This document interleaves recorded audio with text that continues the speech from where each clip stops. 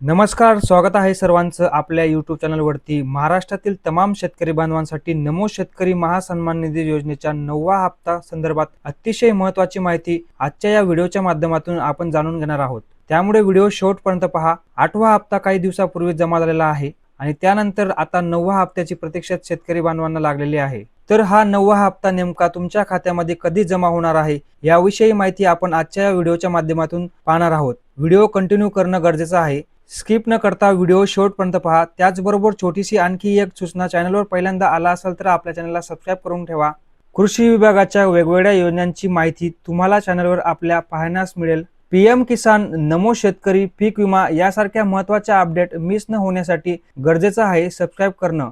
सुरुवात करूया या व्हिडिओला आणि जाणून घेऊया नमोचा 9वा हप्ता संदर्भात अपडेट। तर पहा, नमो शेतकरी महासन्मान निधी योजनेचा जो 8वा हप्ता आहे हा वितरित करण्यात आलेला आहे, पण बऱ्याच लाभार्थी शेतकरी बांधवांना 8व्या हप्त्याची रक्कम आणखीनही जमा झालेली नाही आणि 8व्या हप्त्याच्या वितरणानंतर 9वा हप्ता संदर्भात सुद्धा लाभार्थी प्रश्न विचारत आहेत। लाभार्थ्यांना हा 9वा हप्ता कधी मिळणार याचीच माहिती व्हिडिओच्या माध्यमातून आपण पाहणार आहोत। साधारणपणे नमो शेतकरी महासन्मान निधी योजनेचा जो हप्ता आहे तो दर 4 महिन्यांनी जमा केला जातो। तुम्हाला माहिती आहे, पीएम किसान योजनेच्या लाभार्थ्यांचा समावेश या योजनेसाठी केलेला आहे। म्हणजेच काय, तर पीएम किसान योजनेच्या धर्तीवर महाराष्ट्र शासनाच्या माध्यमातून नमो शेतकरी महासन्मान निधी योजना सुरू करण्यात आलेली आहे। जे शेतकरी बांधव पीएम किसान योजनेसाठी पात्र आहेत ते शेतकरी बांधव नमोच्या हप्त्यासाठी सुद्धा पात्र ठरले जातात किंवा पात्र असतात।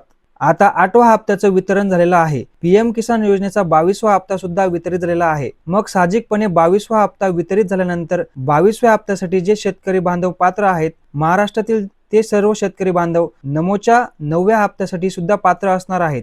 तर हा नमोचा 9वा हप्ता पीएम किसान योजनेच्या वितरणानंतर लगेच लाभार्थी शेतकऱ्यांच्या खात्यामध्ये 8 ते 10 दिवसांमध्ये जमा व्हायला पाहिजे। नियमानुसार कालावधी पूर्ण झालेली आहे। पहा, दर 4 महिन्याने 2000 एवढी रक्कम लाभार्थी शेतकऱ्यांच्या खात्यामध्ये जमा करण्यात येते। पीएम किसान योजनेचे सुद्धा वर्षाला 6000 रुपये आणि नमोचे 6000 रुपये सुद्धा, अशा पद्धतीने 12000 रुपये शेतकरी बांधवांसाठी या दोन योजनांच्या माध्यमातून दिले जातात।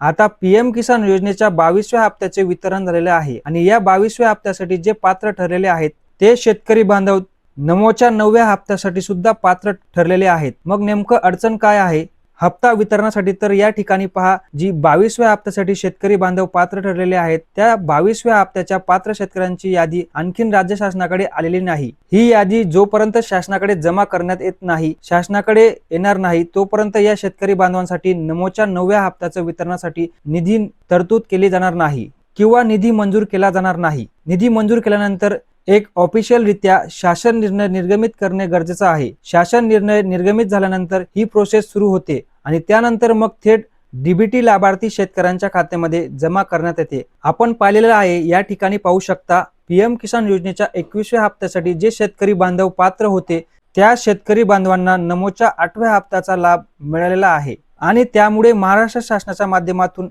89 लाख शेतकऱ्यांना लाभ देणार येणार असण्याची माहिती मिळालेली होती। पोर्टलवरती पहा, त्याचबरोबर मंजुरी निधी जो होता 8व्या हप्त्याच्या वितरणासाठी तर रक्कम आहे 1798 कोटी। एवढ्या मोठ्या प्रमाणात निधी मंजूर झालेला होता। 8व्या हप्त्यासाठी 9व्या हप्त्याची रक्कम अद्याप मंजूर झालेली नाही। 9व्या हप्त्याची रक्कम मंजूर झाल्यानंतर ही प्रोसेस सुरू होईल। साधारणपणे आता कालावधी पूर्ण झालेला आहे 4 महिन्यांचा, त्यामुळे हा हप्ता या महिन्याच्या शेवटपर्यंत जमा होऊ अपेक्षित आहे। पाहू आता नेमकी प्रोसेस कधी सुरू होते।